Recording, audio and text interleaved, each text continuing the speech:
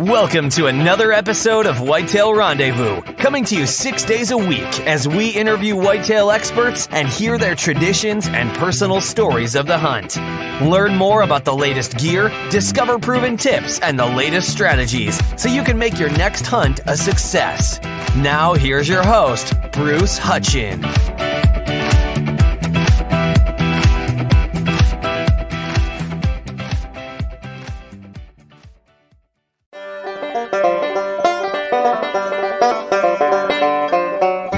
Welcome to another episode of Whitetail Rendezvous. This is your host. And hey, folks, it's now April 2019, and Whitetail Rendezvous was started back in March of 2015. So we're 40 years old. It's hard to believe, but we've had over 400,000 downloads and over 600 guests have been on the show. And we're heading out to central Kansas.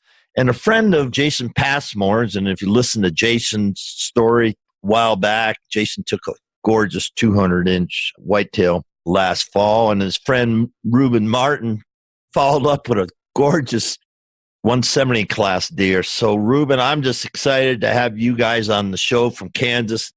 Kansas sure is putting out some big deer. Well, we tried, Bruce. It's got a lot of food. We got a lot of food for them, so they have nothing to do but eat and take naps all summer. So that's a good thing. And Jason and I spent some time in the warm-up talking about stories. We got telling stories, and that's one thing I like about Whitetail Rendezvous is it's about the stories and the people that we meet because of hunting, and Reuben's just another one of those people. So we're going to start off because Reuben and his crew are Bowhunting Mature Whitetail. What's that all about? We're a group of guys that we believe in hunting the most mature deer that we can in the area. We also like to pass on to others, whether they're experienced hunters or inexperienced, our methods and the things we have learned throughout our journey to become where we're at, to better them each other as a hunter. Because ultimately that should be the goal of all of us, is to help everybody else be the best hunter and the best person that they can be. And so that's what we want to do. We want to help others learn success and enjoy stories by what we do and teach us through what they do. But go ahead. Yeah, I was going to say, hunting mature deer, hunting ghost bucks, hunting Mr. Wonderful. I call them mature deer, anything over 150 and 4.5 years old. I call them Mr. Wonderful. And on our farm in Wisconsin, 2 or 3 years ago, we took a 180 and we see 180 class deer on the trail cameras, but Mr. Wonderful, as soon as archery season starts, actually, as soon as they cross over or change up late August, September onto a different feeding pattern, those suckers just disappear. And you might see them at night, but during the day, they're scarce. And I know the last deer I took on a farm was in a 130 class. My neighbor took right below my stand, he took a 160 class, and we've had 150 class. But the big guys, they're there. There's no question about it. We've seen them on cameras or with the farmer that owns the land. He sees them for his tractor and stuff, but come hunt season, they just disappear. Why did they pull that disappearing act? Well, a lot of it is, in my belief, that as a young deer, they see the pressure. And when hunting season starts, because there's a lot of people that they're just so excited. And I was that way when I first started. I was just so excited to hunt that I would spend as many days in there as I could. I just run in there and I'm just going to be there. And the deer would bust you and they'd catch you. And just over time, I believe that, the smart ones that figure it out, they're a smaller deer at the beginning and people just overlook them and they learn your movements as well as you learned here in the past, and they use that to survive, because they're one of the greatest survivalists that we know right now is whitetail deer. They will find a way to survive in places and conditions that we could never survive in. Yeah, I agree, because my whole deal now, I don't hunt a stand more than 3 days in a row if I know they're there. Mm-hmm. Because after that, I'm patterned. I mean, he knows I'm there, and I've talked to enough people and had enough experience to know The first time I sit a stand is the best time for that stand. Then I'm not saying it's 10%, 20%, but the second day it's below 75%. And the third day it's below 50%. Now that's not bad when you're talking about mature deer, but I'm not talking during the rut either, because the rut's a whole different ballgame. I'm talking about you're hunting one deer, he's got on your hit list, and you're after that one deer. It sounds like your crew, that's how you hunt. Is that how you figure it out? Yeah, that's for the most part. We have a couple guys that they don't have the just genetic powerhouse of Kansas or Iowa or Missouri. And the places where they hunt, they have to focus on one single deer, and they got to be real careful. And that's the way all of us do it. We all run trail cameras just constantly. And a lot of people give me a hard time because I run so many trail cameras, but I'd rather get a whole bunch of pictures of that deer and then shoot it than get a whole bunch of pictures of that deer and never see it on the hoof. And we're very meticulous on how we do things because it's paid off for us in the past. And we're learning, like the deer does, how to survive pretty much in the hunting industry. Let's talk about specifically what the heck you do. I know Jason's story, and he killed that gorgeous deer. And now, is he a member of your club or crew? No, this is just me and some other guys on a group that we've got together. It's not, he lives quite a ways from me. He's not on any of that kind of stuff, I don't believe. Okay, so let's get specific. You just said you guys figured out. So do you have like meetings and say, okay, we got this deer and how we're going to change up the stands or where we're going to put the food plots? Just tell me how you do it. Well, this is more right now because we're spread out across 1, 2, 3, 4, 5 states. And we just kind of throw our heads together and see, we run ideas off each other. We don't all hunt together, but we do run ideas off of each other. Because I'm the oldest out of everybody that's in our group.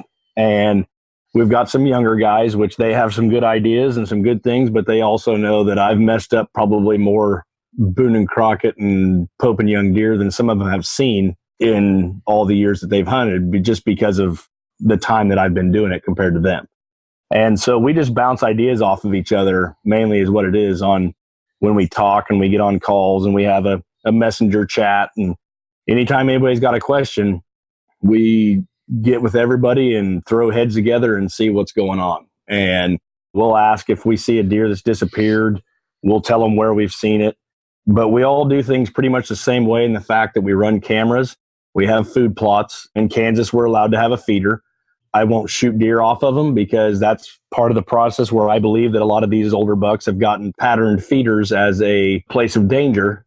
And so I've tried to tell the other guys, hey, this is something I've found, that if you got mature deer on your property and you're not seeing them near that feeder, there's a reason. You'll see them in there 30 minutes after dark, but you won't see them in daylight. And then, so there's little things that we just look back and forth across. We know being we're so far apart because one of us, 2 of the guys are in Ohio and 2 are in South Dakota. And then we have Iowa and Missouri and Kansas. It's hard to get that many guys together all at once, but we definitely keep in contact on the phone a lot, trying to figure out ways to get back on deer that we do or don't see, or if something changes, we use each other as sounding boards to figure out what's going on. Okay, let's just talk about stand sets. Mm-hmm. How do you guys figure out your best stand set for each separate hunting area? Well, where I hunt, I'll just break it down for you a little bit. It's a creek bottom that runs through the middle of a quarter section of ground. It's 160 acres. And so that creek bottom, it funnels some deer, but it's wide open crop ground on both sides, and they can just walk through anywhere they want to. When I do my stands, I look for trails. I'll set up cameras during the early season, see where they're moving, and I'll set up my stands to be as effective as they can possibly be with the winds that will keep me from getting busted too much in that area. And that's pretty much the rest of the guys, from what I have talked to them over the past year that we've had this together. We are in pretty well agreement that if you put a stand up just hoping to kill a deer out of it, chances are it's not going to work for you, because you're going to change an area that deer knows well. And so you have to make 100% sure that you, first off, watch your wind, and second, where that stand is going to get the most deer in front of you successfully and without being winded or busted. And that's how we all set our stand. For me, it's a more of a meticulous deal. I don't like moving stands. It's fun, but at the same time, I don't, because I know that if you move a stand, those deer will notice that you've been in there. And so it makes me nervous to have to move a stand. So there has to be a very good reason. So you don't run and gun then? Not too much. I would rather sit on the outside and watch in and then move in and see where they're moving than I would run and gun. Because it makes me, I'm kind of old school in the fact that it scares me to alert them of my presence until I'm ready for them to know I'm there.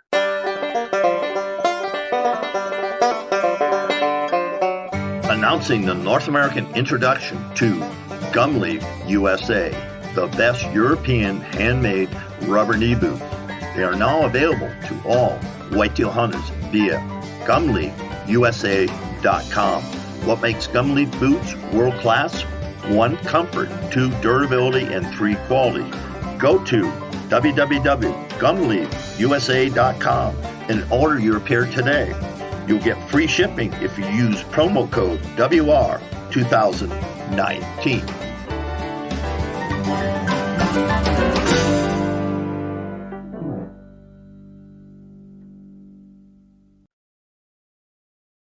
Okay, so you just said something, you want to sit on the outside. So you're sitting on the fringe. You're sitting right on the edge between the crops and the woods, right? Yes.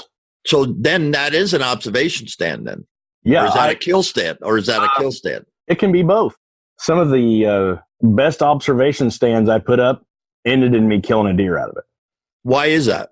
Because I don't just set them off somewhere where I know there's not going to be any deer. I'll set it somewhere where they're not normally a heavy traveled place. So that way I can still move and look and see and watch the deer that are out in front of me. And a lot of times those out of the way places tend to attract, for some reason, large deer or mature deer, because it gives them an ability. They're thinking just like I am. I want to be able to stand back from a distance and evaluate this situation before I get into it. So do you call that a staging area? Sometimes, yes. Other times, it's just here in Kansas, deer will travel in it forever. People will talk about core area by a couple 100 yards or something, or like a 10 or 20 acre spot. Here in Kansas, depending on the terrain, out here where I am, there have been deer killed 7 miles from where someone's seen it in the summertime. And it will travel an amazing range out here. And so that'll just be a place that you feel comfortable looking at what's going on and assessing the situation.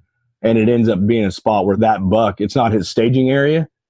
He just chooses to go to it to check it out. And it may not be, because a staging area, a lot of times it's there multiple times. Right. That observation stand that you set up, it might just be the first time that mature buck has gone there. And so he goes to a place where he feels, okay, this is secluded and away from everybody. I can check out all these other deer in this field. Nobody knows I'm here yet. No, is that in a corner? I do put some, I like outside corners. I love outside corners. That's why I asked the question. They are so amazing because the deer will come right close to you.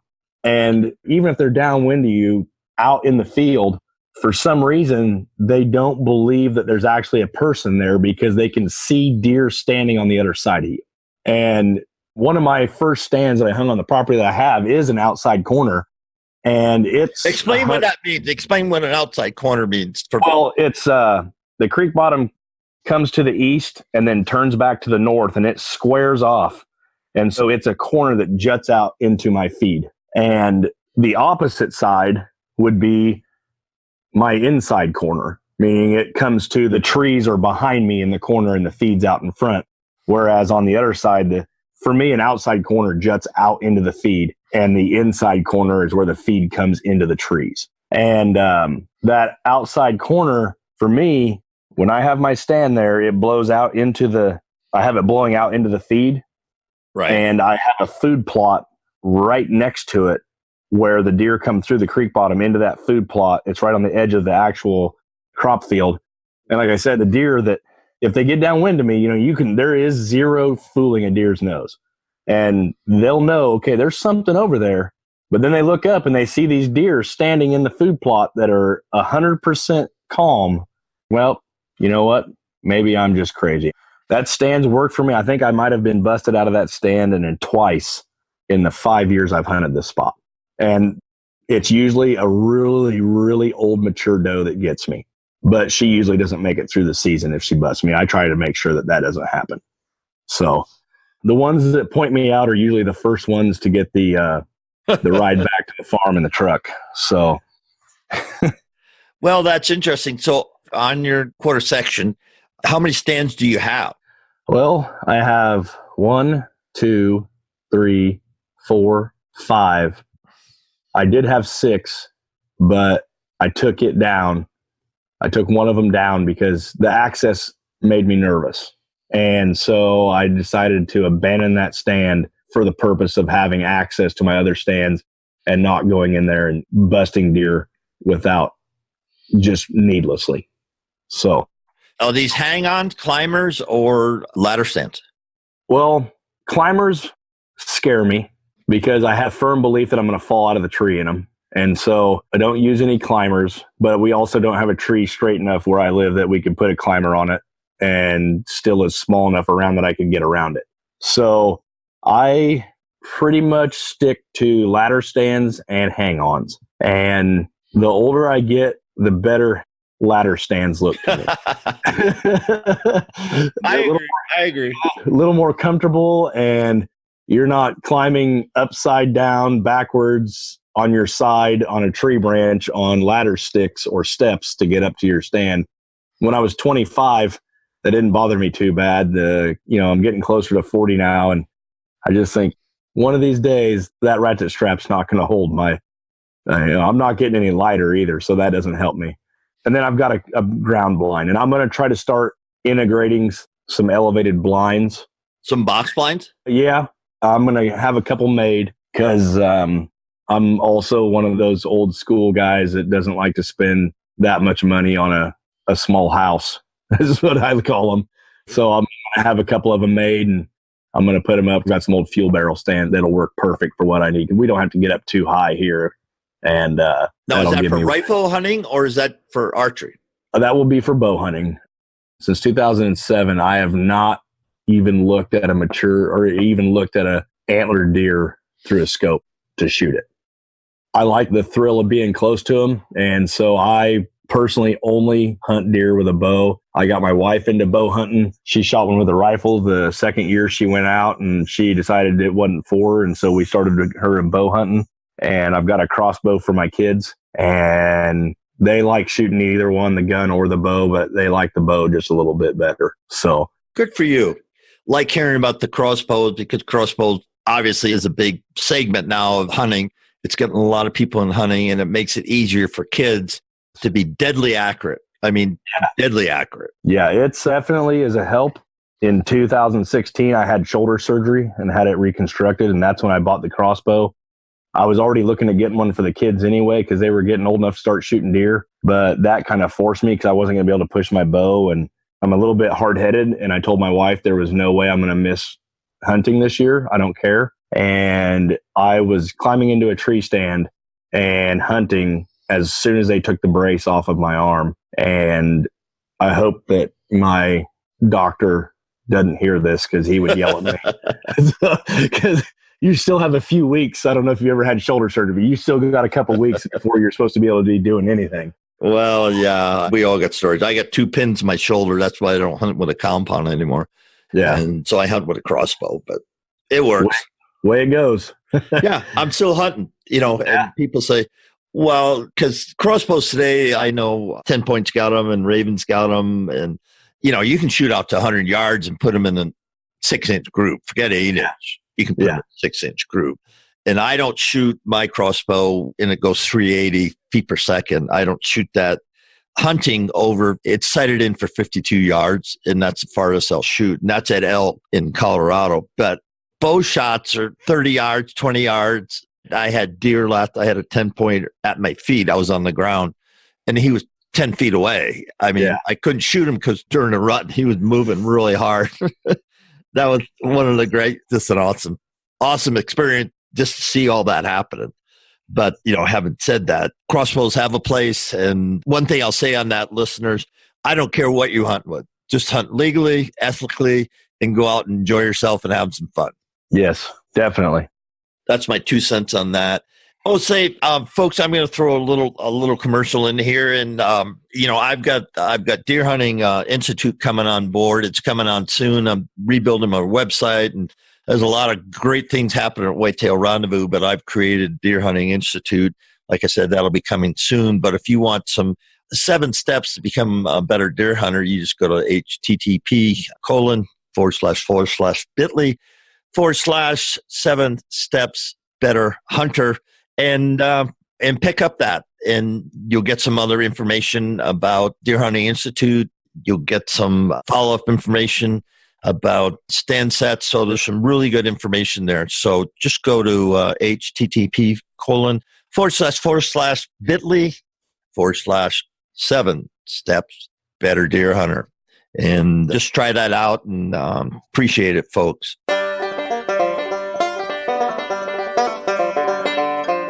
Become a smarter whitetail deer hunter. Find out when to hunt, where to hunt, how to hunt. How? By joining Deer Hunting Institute. After 4 years, I'm happy to announce the founders membership of Deer Hunting Institute. It's going to be July 9th, 2019 at 9 a.m. It's going to run for a couple of days. During that time, you're going to be able to sign up and become a founding member of Deer Hunting Institute. Deer Hunting Institute will consist of a 13-module course that I've written, and you've seen some of that information on social media. It's also going to be a membership course.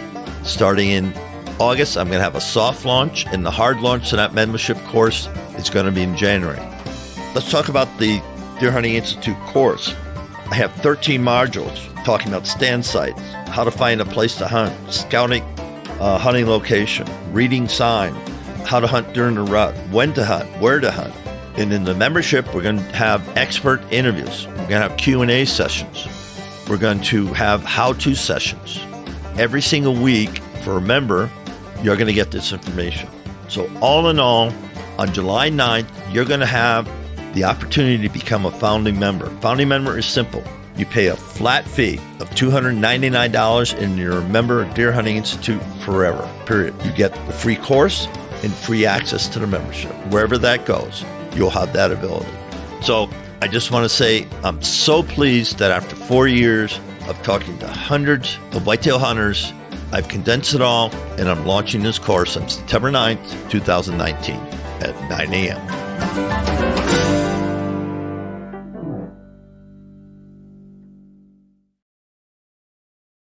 Reuben, in the warm-up, we talked about big brothers and big sisters and the time we've been chatting. You give a lot of your time away. I know now you're pouring it into your own family, but let's talk about why you get involved being an outdoor mentor.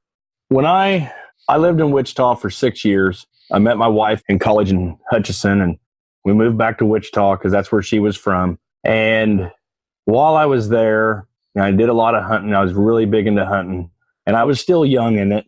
And I met Mike Christensen from Big Brothers Big Sisters Outdoor Mentors, and we hit it off. I mean, he's a good down-to-earth guy, and he talked to me, and I wanted to do something for somebody else, and it was before I had kids, and I love taking people hunting. I love taking people to do things. I just love sharing my time. My wife will say that will kind of give me a hard time about it because I don't spend enough time with the family, but if it has anything to do with the outdoors, I'm in it. I mean, 100%. And he told me that they were starting the Outdoor Mentors program, and it was to take kids that wouldn't normally have the chance to take them to go hunting. And at first it was a little scary because you're getting matched up with someone you've never met before.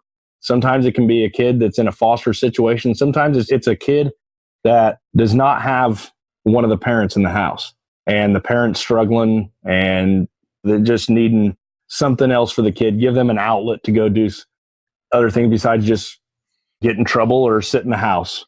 And I was matched with a young man named Bryce, and I took him out and we went hunting, and I took him hunting with my dad, and he had never seen anything like that. And it was probably one of the most rewarding things I'd ever done. And I knew the first time we went out, I knew it was something that was going to be burned into me forever. He had never been in the outdoors, ever, not once.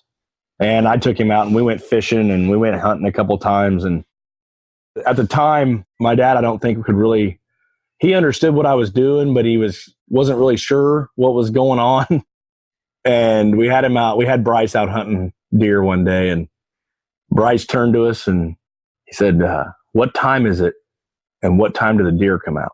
And my dad kind of looked at me and he looked back at Bryce. And at that point, my dad knew what I was doing. For us as hunters, to hear that question, you're like, I don't understand the question. We're hunting. We don't worry about when the deers come out. We just worry about when they walk in front of us. And after Bryce went home and I talked to Dad on the phone after that, he said, that was pretty cool. He said, you bring him out here more. We can take him go hunting. And it's a 2-hour trip to go hunting with Dad. And he loved every minute of me taking Bryce out there with him. And we went and hunted elk on a high fence place that was going to let kids shoot cow elk because they had too many. And so Bryce got to shoot a cow elk and we got to see a 300-inch bull at 30 yards, that's an experience in itself. I mean, those animals are super majestic anyway. Elk is one of my favorite, but that program, and I know that they're connected in Minnesota, but they're real big in Kansas. And what they do for kids and what they do for adults is just absolutely amazing. They have programs all the time. You can go on their Facebook page or their website and they're constantly doing raffles and giveaways. And all of it's for the kids. Every bit of it's for the kids.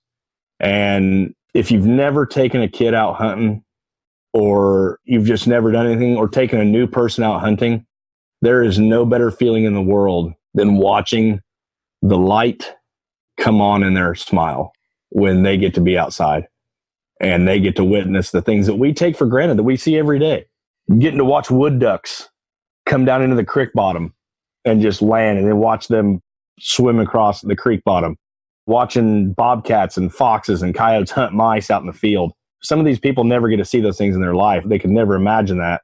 And when they do finally get to see it, hunting the animals may not be for them, but I'll promise you, they will appreciate the experience of getting to witness Mother Nature in her grand glory.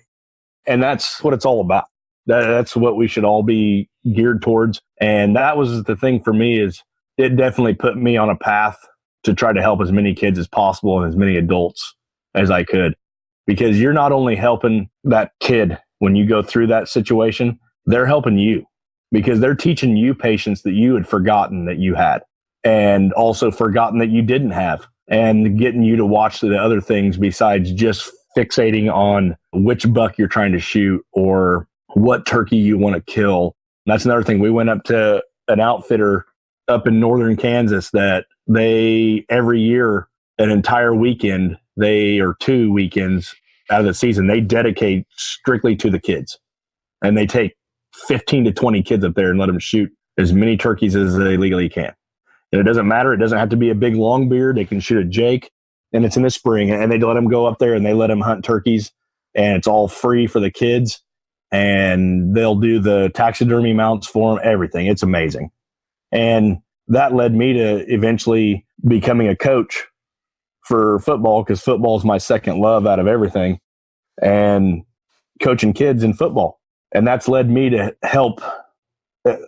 It's helped me be able to teach my kids better without, it was almost practice for me to be able to effectively teach my kids what I wanted because I already knew by the time I had kids what they needed, the way that they looked at things. And it's just an amazing program. Like I said, I could go on about it for days, Bruce, but it's the greatest thing that anybody will ever do. And whether you're through a program like Big Brothers Big Sisters or Outdoor Mentors, if you can get someone out to go hunting or a kid or adult, it doesn't matter, take them because it'll make a difference in their life that you may not get to see the results of it, but someone will. Somebody eventually down the line will get to see those results. That's great. Thanks for sharing that. One thing I picked up on patience, and I've been impatient, and it's cost me ducks and pheasants and turkeys and elk and everything else. I wasn't patient enough. So let's visit that a little bit. Well, when we're first getting into something, we want to be so successful at it. And we have the drive for it, and we want to know everything we can so we can just go out there and just be so great at it. And a lot of times it doesn't work. And people get upset and they get mad and they just walk away from it because they say, you know what, I'm done. I haven't shot a deer in 3 years. I'm done. And to say that I'm not guilty of feeling that way some days, I'd be lying, because I've gone before 1-2 years and never pulled my bow back because it wasn't the deer that I wanted to shoot.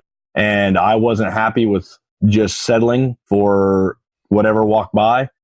And it's something that you learn as you get older, but if you can help someone realize at a younger time in their life, you'll make them more successful.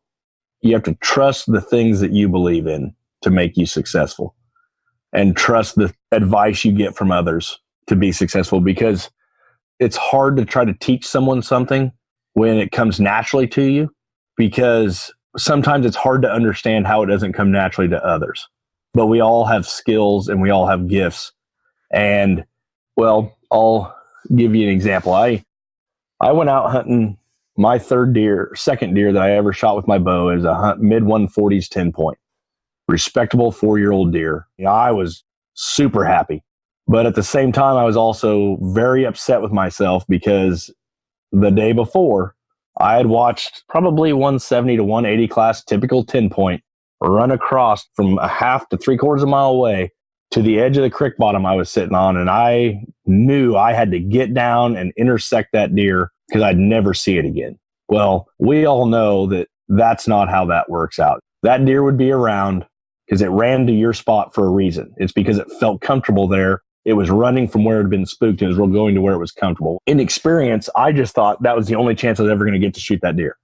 So I got down, walked to the fence, crawled up there, come to full draw.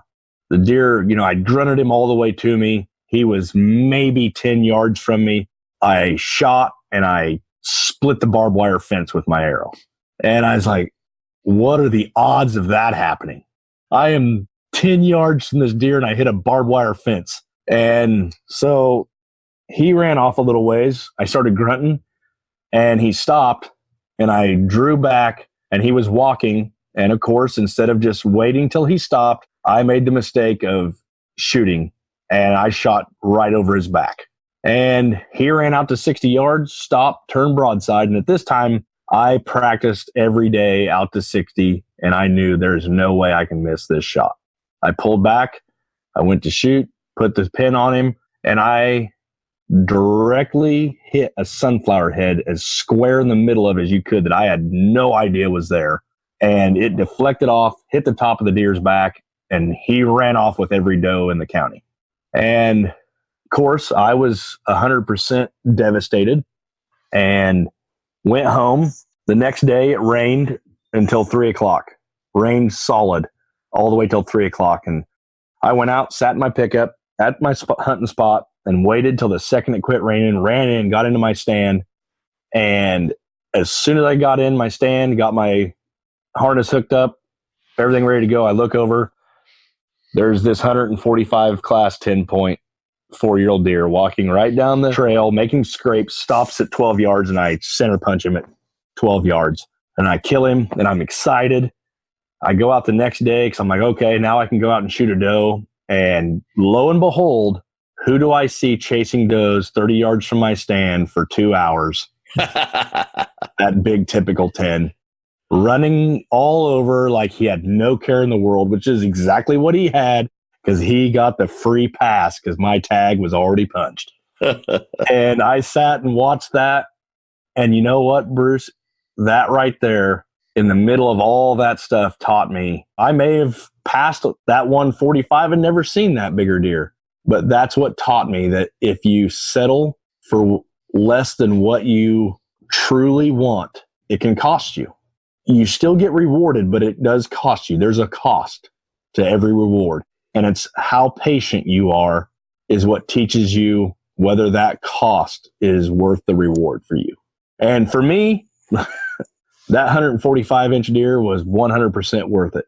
But in the back of my mind, I still sit there and every day look back because I can remember exactly what that big deer looks like to this day. And I think to myself, you know what? What would he if he had been on the wall?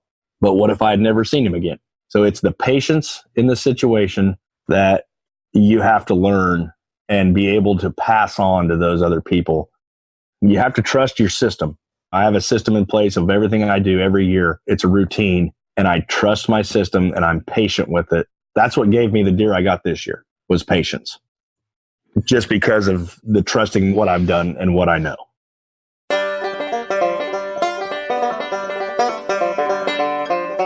Hey, thanks for listening to the show tonight. Before we go, can I take a moment and say thank you? Listen, as we started the Whitetail Rendezvous podcast journey, we had no idea what to expect. But after 4 years, we received a ton of feedback from our over 400,000 listeners and climbing to 500,000.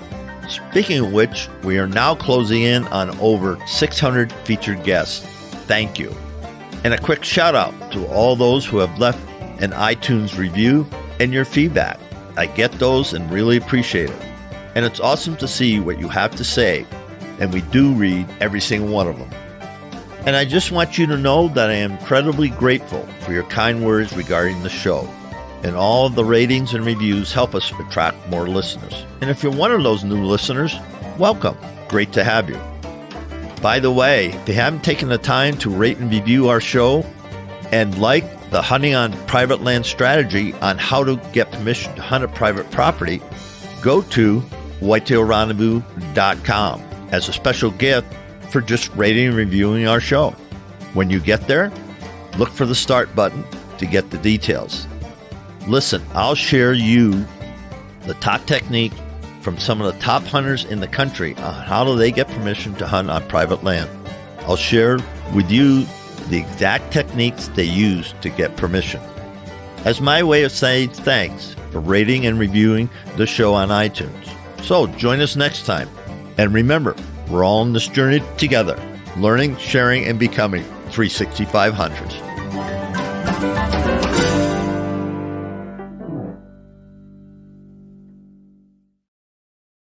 Well, let's end up the show with your system, if you can share that in 10 minutes or less. Yeah. I am meticulous with scent in the fact that as soon as deer season starts, well, actually September 1st, I shower with scent-free soap only. I don't use field sprays. The ones I have used, they make me nervous. And I have a little bit of a fear of things that make me nervous when I'm hunting. And so they make me nervous for some reason. I don't use them, but my clothes get washed in scent-free soap and they hang outside the whole season. They hang outside and I'll wash them maybe a couple other times. I'm just very meticulous in how I keep my scent down. I will not hunt a stand unless it is a perfect wind. If it's kind of an off wind, nope, won't do it. I've even stayed home before, as much as it hurt my feelings to stay home instead of go hunting. I've stayed home instead of go hunting. I will not get busted and ruin the chance. I put a self-imposed limit on myself in 2013 of no deer under 4.5 or 150 inches. And at that time, I had never shot anything like that, but I knew that I needed to have a set of limits. That year, I shot I think he was right at 147-inch deer, but he was 8.5 years old. I had him aged by a biologist. And so I was super happy with my decision. And I did not shoot a deer the next year. Did not see one that up to that limits. The year after that, I shot a smaller buck, but he was old. He had a messed up rack. And then I shot a 172-inch deer with my crossbow. And I shot my deer this year with my compound. I only hunt the right winds. I pass anything that I am not 100% sure of. If I don't know what it is, or there's a doubt in my mind, I will not shoot it. And that goes along with the patience also. And that's what I try to teach other people, is that system that you put in place has to be meticulous, and you got to be patient with it. And you can't get upset and rush it, because it will just hurt you in the end. I'm terrible about the fact that I will wear my hunting clothes in my pickup on the way to my stand, which seems completely off, completely oxymoron to what I said about my scent, but it's never cost me a deer ever. And so I'll get in my pickup, drive to my stand. If it's hot early season, I will carry my clothes in, and people will drive by and think, what is this guy doing in hunting boots and basketball shorts and a tank top walking through the crop field? But that's me when it's hot in September, because I don't want to sweat all over in my clothes. I will go in. The other thing is I go in every 2 weeks and check my trail cameras. I don't use cell cams. I go in every 2 weeks, check my trail cameras, check all my stuff, my food plots out, and I get out. And when I go to hunt, I try not to act sneaky, as weird as that sounds. I try to just walk to my stand, get in it, and be done. Out here, we have a lot of crop fields, a lot of farmers just going in and out all the time. When you start acting like a predator, the deer start associating you as a predator. And I can drive in to check my trail camera, get out, walk to my trail camera, look over in the creek bottom, there'll be a deer bedded there. And as long as I don't try to sneak around, that deer will stay there and watch me until I leave. I have a set of goals that I have on it and a set of rules that I live by on hunting, and I don't ever change it. Every year it's the same. And it's definitely paid off for me. And that's the best advice I can give anybody that's listening is trust your system, no matter how rough it feels at the time. Wow, you just gave us a lot of information the last 45, 50 minutes. Reuben, I could sit and listen to you all day, and I can't wait till someday we can meet up and spend some time together. And I look forward to that. I promised Jason sometime I'd get out his way, so I'd probably go past your house before I go past his house. So anyway, but this has been a pure joy, and I just thank you for who you are and how much you've given back to the hunting community. And your crew is a guest, and I was just going to throw this out. If you ever want to get, because I can have up to 50 people at a time. I don't like to do that. 10 people is probably the best, but I'd love to get your whole crew on and just have a 30-minute round robin campfire about hunting mature bucks and let everybody chime in. So once you throw that into the pot and see what the guys think. But with that, on behalf of hundreds of thousands of listeners across North America, and actually I've got military guys that are deployed and they listen to the show. So thank you so much for sharing some mature buck hunting tips. I really appreciate it. I appreciate it, Bruce, and I'm more than happy to do it, and I'll definitely pass along the invite. We'll take you up on that. Thanks for joining us. Be sure to tune in tomorrow for another episode of Whitetail Rendezvous, where you can listen and learn from the experts so you can be more successful on your next hunt. Until next time, listen, learn, and succeed.